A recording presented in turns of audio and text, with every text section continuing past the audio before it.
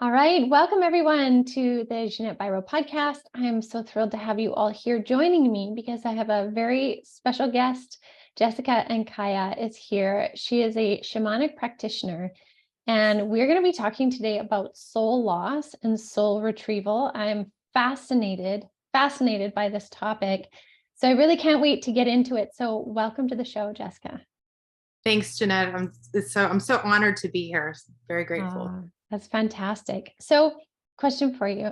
Before we get into soul loss, soul retrieval, and all of your work, I always love to know what brought you to this phase in your life or to this spiritual awakening, if you will. Like, what brought you here? What's a little bit of your story? Sure.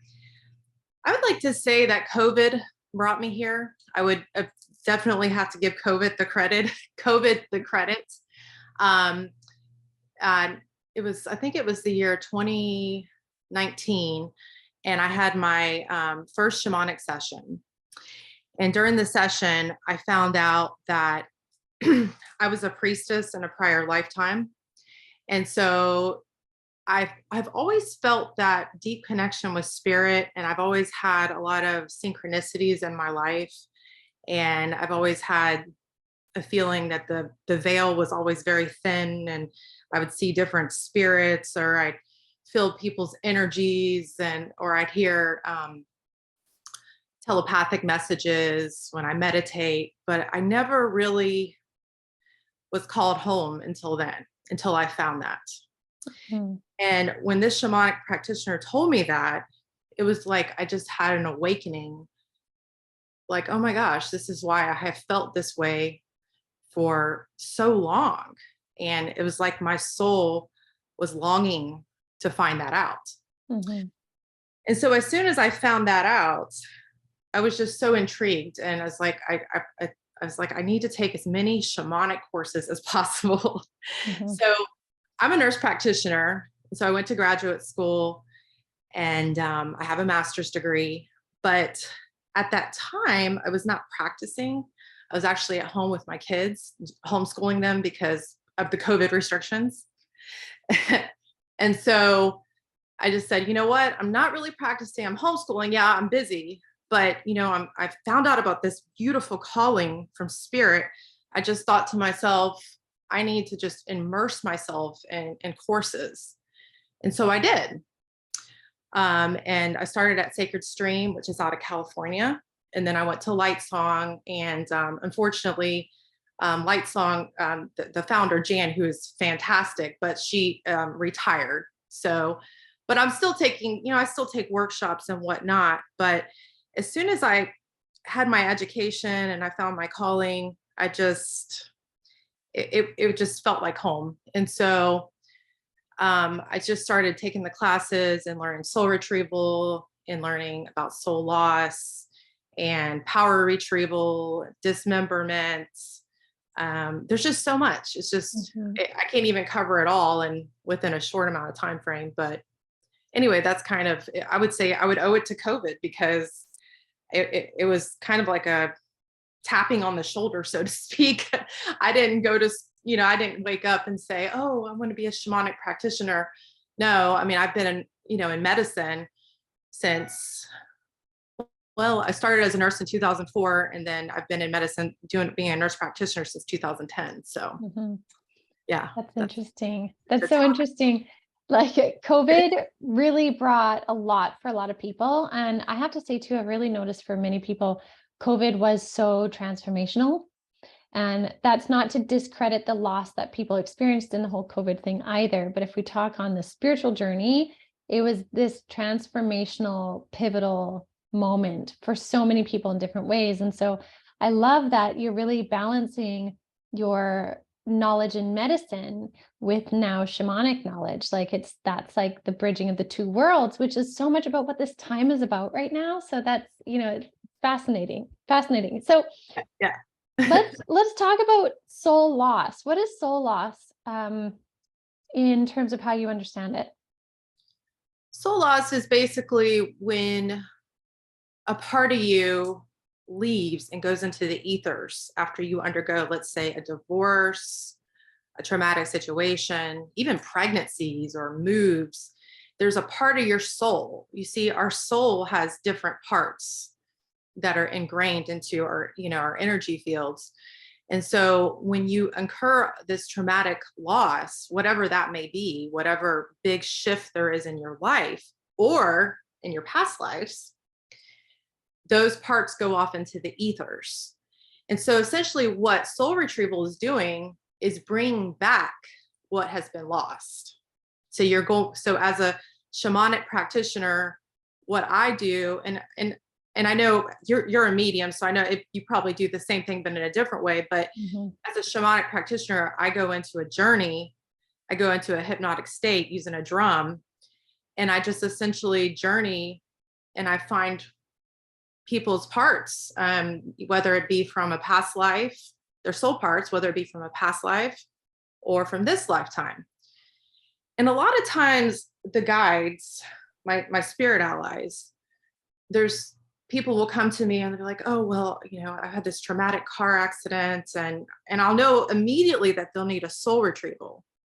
But a lot of times the guides will say, no, we got to do some work from a past life before we can bring parts back from this lifetime, because it's kind of like peeling an onion, so to speak. I'm sure you're familiar with that. So it's like we have to bring back, we have to integrate these other parts. And so that's usually what I end up doing. So when I do a session, I usually explain to people that it occurs in layers, and we start at I tell them up front that sometimes it might take a few we might not get it the first session. It might take 3 sessions or so. Maybe not. It just depends on the work that an individual has done, because if they've done a lot of prep work themselves and they're on a spiritual journey, they do a lot of meditation, then it's usually a little bit easier. So as you can probably, Yeah, absolutely. Absolutely.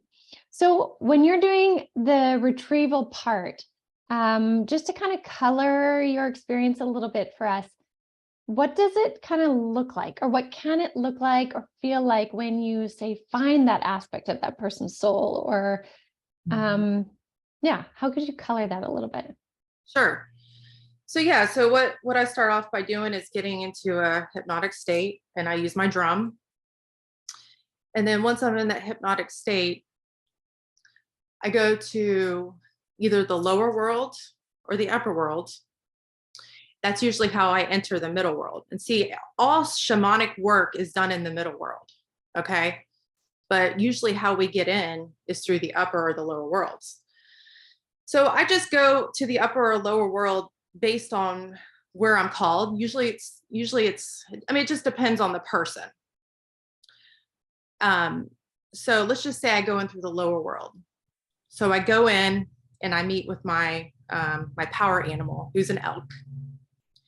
And a lot of times he always has me say, oh, hop on my back. I'm like, okay, I'll hop on his back and we'll just gallop through the lower world. And the lower world's so interesting. It's always very mystical. There's like gemstones on the walls, and you've got the little lanterns on the side. And then we just go through, and then we go through, usually there's like a door, or sometimes the lower world will turn into the destination that we're trying to find. It just depends on the person.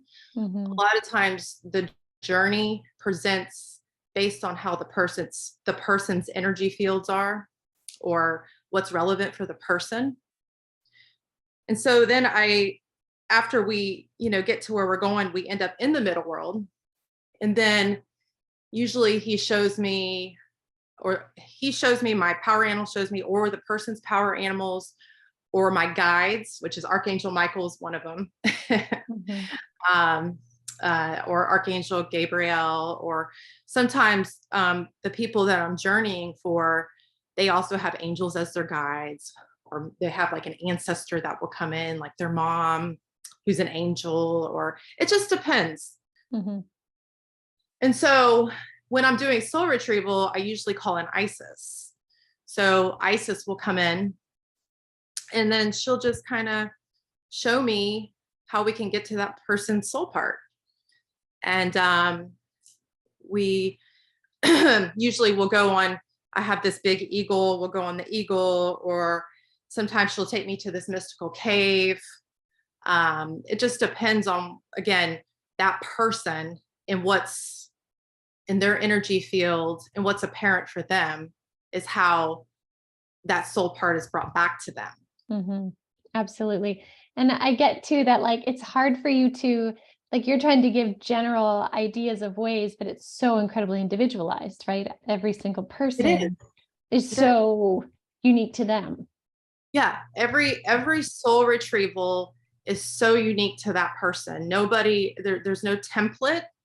It's just because that's just their energy, because they have different, some of them may have been in Lemuria in a past life, or in Atlantis, or and in Greece. I've been taken to the Parthenon, and I've seen Athena, and I've just it just depends on who it is, right?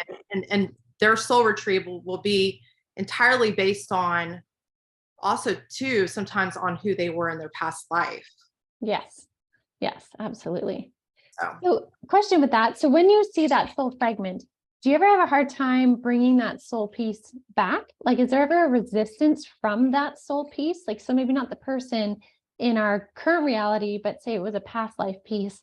Does that past life piece ever say like, no, I don't want to go, or hide, or resist?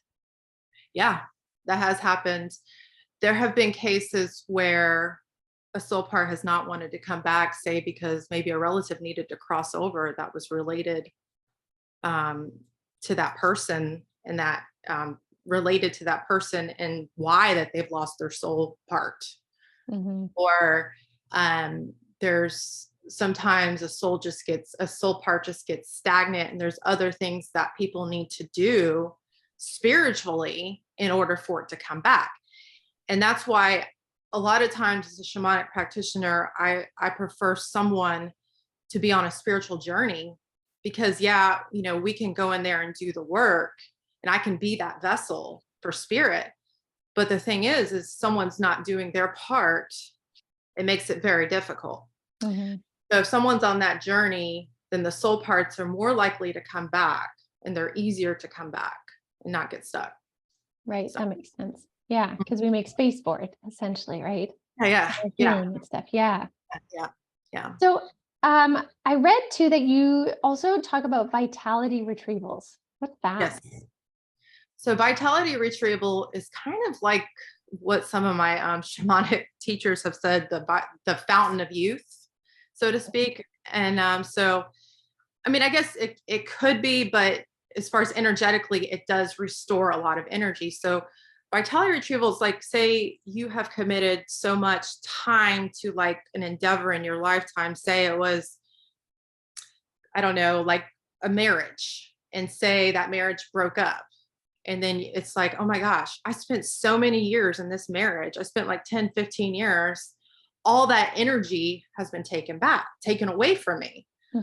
So what a vitality retrieval is a shamanic practitioner can go in and essentially get that energy, bring that energy back, and then like put it in like what we call a vitality spa, cleanse it like in a waterfall, or something in non-ordinary reality, waterfall or rainbow, whatever anyone whatever the guides pick, and just bring it back to their heart, and just where you can get it back. And it does work. People, I've seen it work. I mean, I've seen how people feel afterwards, and you just gain so much more energy. And you can even take that from all that energy, say like that you've lost in a marriage that I just spoke about, you could even take that and put it into an endeavor that you're doing now. Like say you want to play the piano, well, you can take that energy and transfer it into playing the piano. So it's interesting. Yeah, that's so neat. And that makes sense though, because energy is not limited, right? Energy can move and change form and all of that. So why couldn't you take what was put out in one thing and then put it into your next desire creation? Yeah. Right. That makes a lot of sense. Exactly. Yeah. So how, when you're doing this work, I know that time is not the same in this reality as it is in the other realities. So when you're, say, in that higher world, you call it, or the upper world? Yes. Upper world? There's the upper and then there's the lower world. Those are both the divine worlds. Right. And the middle world is Earth or any other, maybe even other planets, so to speak. So, Okay. Yeah. So you described the lower world. Okay, so I have two questions in this. So first one, the lower world, you said, could have like forest kind of looking caves and lights and your spirit animals. What do you tend to see in the upper world? See, the upper world is more like ascended masters. Okay.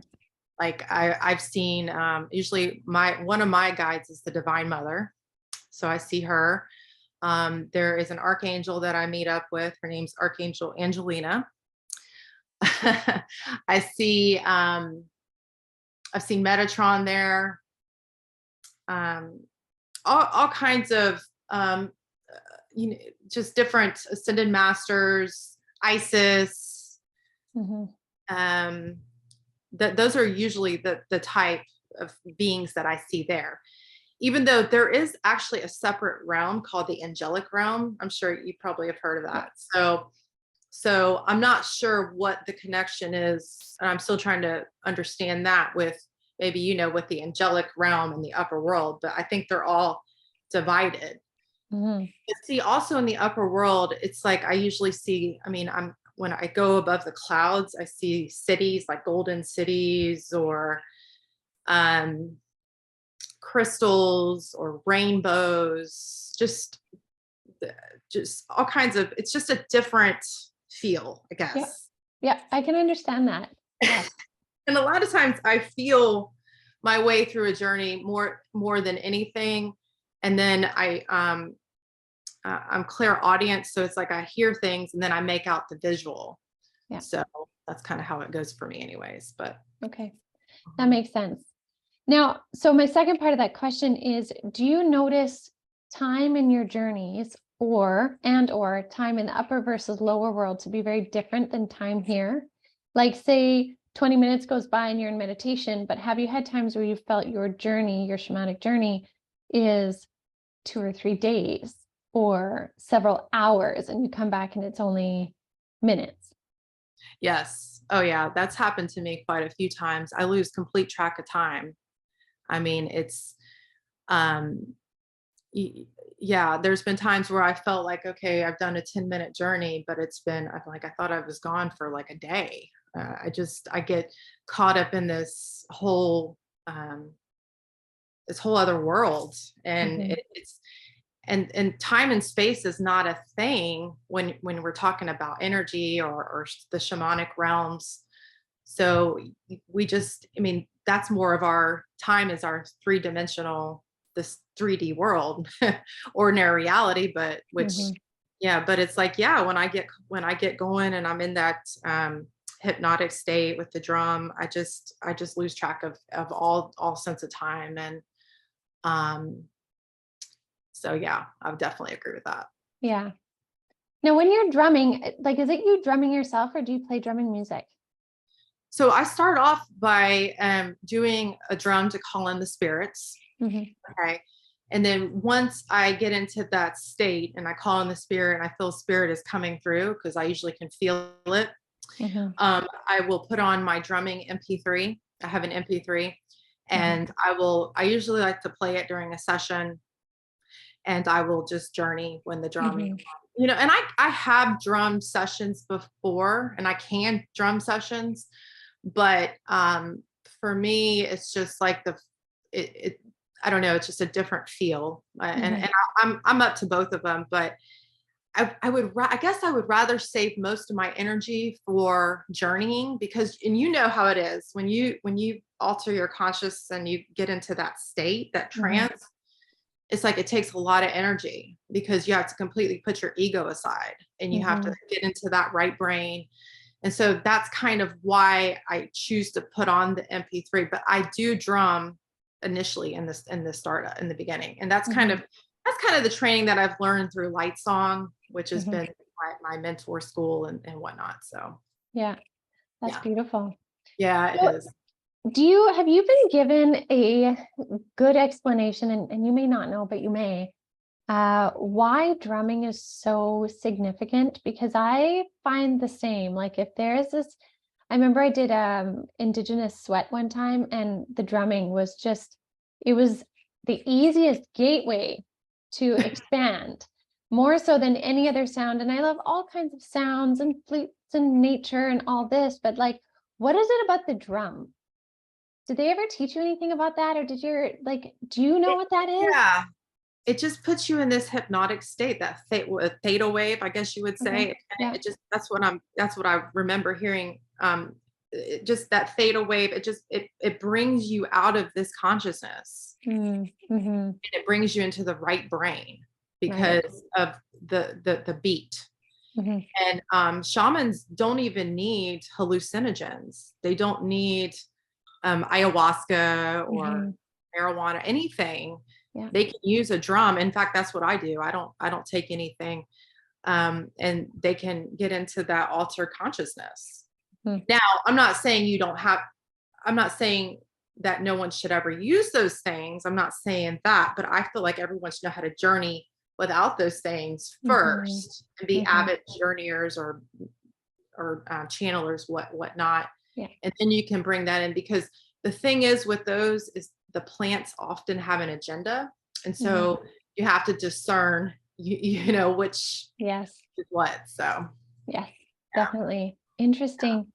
You know, and I think that's a beautiful thing too, because as much as there are these very big eye-opening experiences that people can have from various methods, like you said, ayahuasca, peyote, psilocybin, you name it, things like breath work, for example, but drumming too, like these are methods that people can feel very safe and very comfortable doing, because it's not mind altering based on substance. It's more frequency, if you will, right? Exactly. Like it's changing our frequency. Changing our frequency. Yeah. Yeah. So it's really, really powerful. Do you have any recommendations for people if they're listening to this and they're like, "Oh, I want to listen to drumming"? Like, do you have any recommendations on what they should Google or YouTube, or what do they look up? What are they looking for? Michael Harner shamanic drumming. Just type that into your search when you go to YouTube. That's what I use. And he's got like a 15 minutes, and then there's a 30-minute interval. I think it might even go up to an hour, but that's what I use. That's the best sound. I feel like he has the best rhythm, so to speak, of all of them, to get you into that state. That's the best drum rhythm, I feel like. And Michael Harner was the founder of modern day shamanism. Okay. So, he's unfortunately has passed away, and well, maybe fortunate for him. He's probably he's probably definitely an ascended being somewhere. So, but anyway. Beautiful. Okay, so another question then for you. So in your sessions generally, like if we look back at the sessions that we do, we kind of often get like a general sense of how ascension is going, right? Or what we see happening. So what are some of the things that you're noticing happening? With it, when I do a journey for someone that's ascending? Like in the collective. So if you kind of look at all the sessions you've done collectively, what are you noticing are the themes and patterns right now for people? Yeah, so I'm seeing that people, especially when I'm doing a journey and I see that someone's ascending, someone that's they're raising their consciousness. A lot of times they're given a gown, or they're given a crown to wear, like a gold crown. I've seen them, the guides put robes on them, even put them in a throne, bathe them in this beautiful amethyst light or indigo light. I just see those kind of patterns, especially when I journey, in non-ordinary reality. In ordinary reality, when I'm talking to a client, I find that they have ascension symptoms that are happening to them. And so typically, and you know what that is. I've listened to your podcast on ascension symptoms. Oh, right. Yeah. Some of them, as long as they've been checked out by a practitioner, I'm like, okay, well, that sounds like Ascension. But a lot of fatigue but a lot of times, even though they're having those symptoms, in between those symptoms, they're seeing visions. They're getting into these meditative states and they're seeing angels, or they're, I have one client, I've been working with her for a really long time. And she's to the point now, she started off not being able to see anything, but now when she meditates, she sees angels, or she feels different energies. And so I think that the veil is very thin right now, the thinnest that it's ever been. And I'm so grateful for that. And I feel that. And I think a lot of people are feeling that. And so that's what I'm seeing as far as Ascension when it comes to this work. Yeah. And a lot of times what I tell people is, and this is just ingrained in me because I've done this and so before, but it's like, I tell people, it's like, before I'm talking about in other lifetimes, but I tell people to, we have to get through all the healing before we can do some other work, bring you up to Ascension.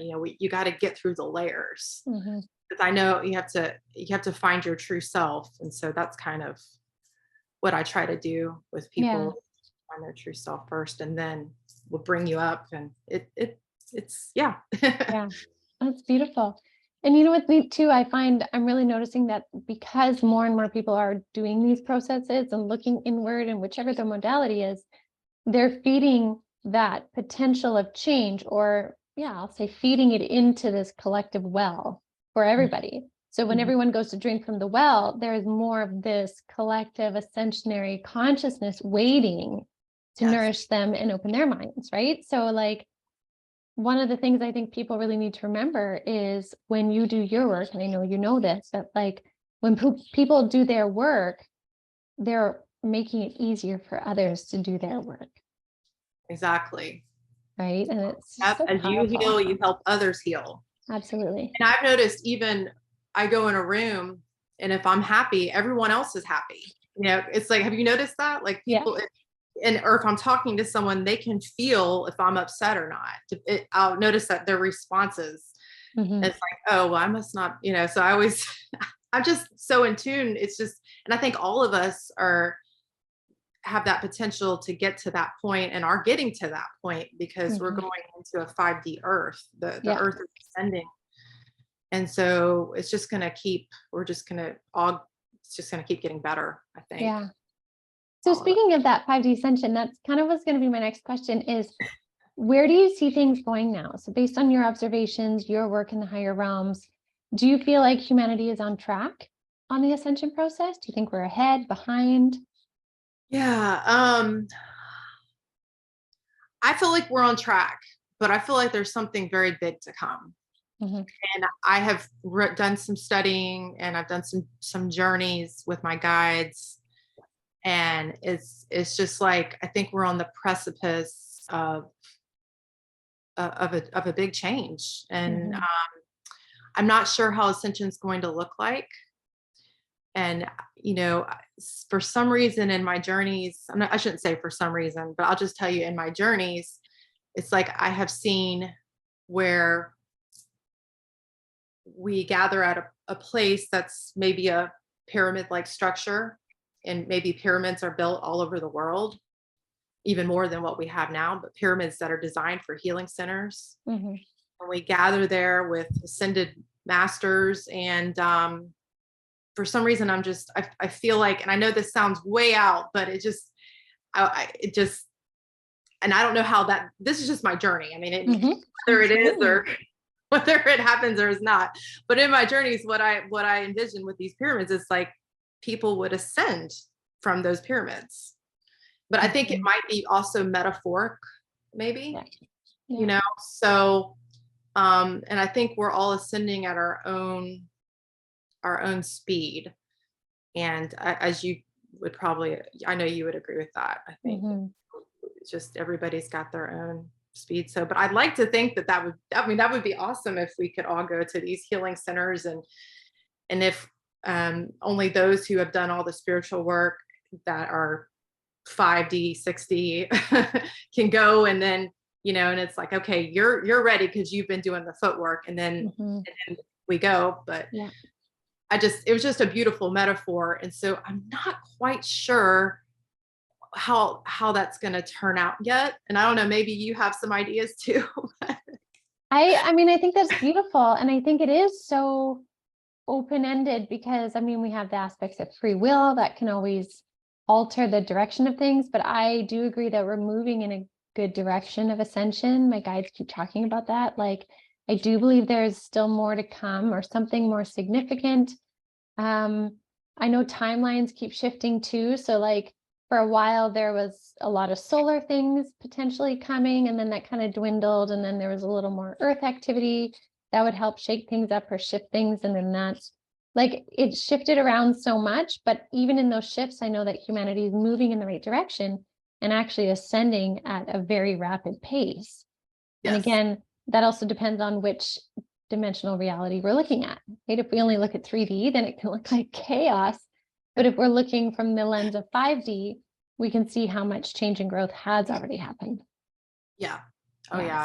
I think a lot has. And there's more to come. And not only have I been journeying regarding ascension, but I've been reading about Archangel, I guess, David Wilcock has a new book about Archangel Michael prophecies. Have you heard of it? I haven't heard of the book, but I know of him. Yeah. It's so interesting. So I've been reading about to see what his perception is. And so it's just, I just get this feeling, and just everything feels so different. A lot of people think, oh, well, it's because of COVID, but post COVID, but no, it just, there's an energy there. And I get a feeling that there's something that's kind of going to come soon. Yeah. And I would love it if it was, big healing centers all over the world that were absolutely. And we would, yeah, absolutely. That would be lovely. Yeah. Amazing. Yeah. Okay, well, this is so cool. So where can people find you if they want to work with you and connect with you? So just go to my website, goddessoflightandlove.com. Okay, and I'll have that in the show notes below if people need to look. And then also you said you're on Instagram. I am on Instagram, so they can follow me on Instagram. And that's the best way they could just, my email is actually on the website. So just email me if they're interested in a session. That's usually how I do things. You do mostly like one-on-one sessions, right? Yes. Yeah. Awesome. Session. And then I've got a podcast too, and I had to take a hiatus due to some family issues. So they can look at my podcast too. And I plan on getting that going here with the next couple. And what's your podcast called? It's the same. Well, it was Holistic Keto Goddess. I started off with a keto website. Yeah. This was in 2020. Evolution. Yep. And then I decided, no, I want to change it to more of a spiritual type, metaphysical, shamanic website.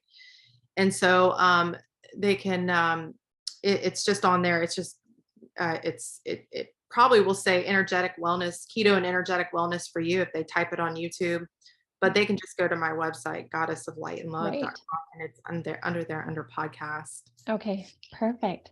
That's awesome. So, okay, as we bring this to a close, I would love to know if you have any messages or insights or inspirations that you would love to leave people with. Like, how do you want to leave people today after this beautiful conversation? What thought, what idea? Yeah. I'm trying to think of something.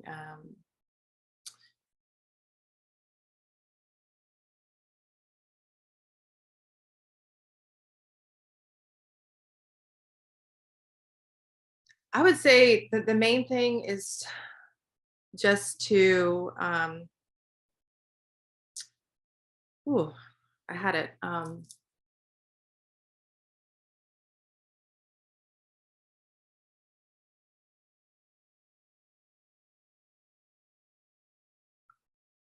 I guess the one thing that I really truly believe in that's brought me to where I'm at in my spiritual evolution, and I'm still on my own spiritual path, is to send light and love to everyone, even to those that you are not in harmony with, Mm-hmm. and see what that does for your life. That's huge. That's so huge, because that is so transformative for people.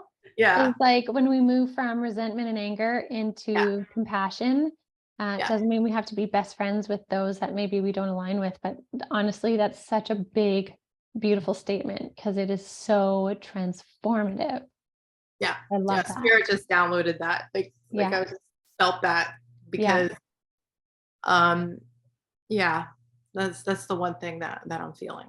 I think, That's beautiful. Beautiful. All right. Well, thank you so much for joining me on the show. It's been a real pleasure having you.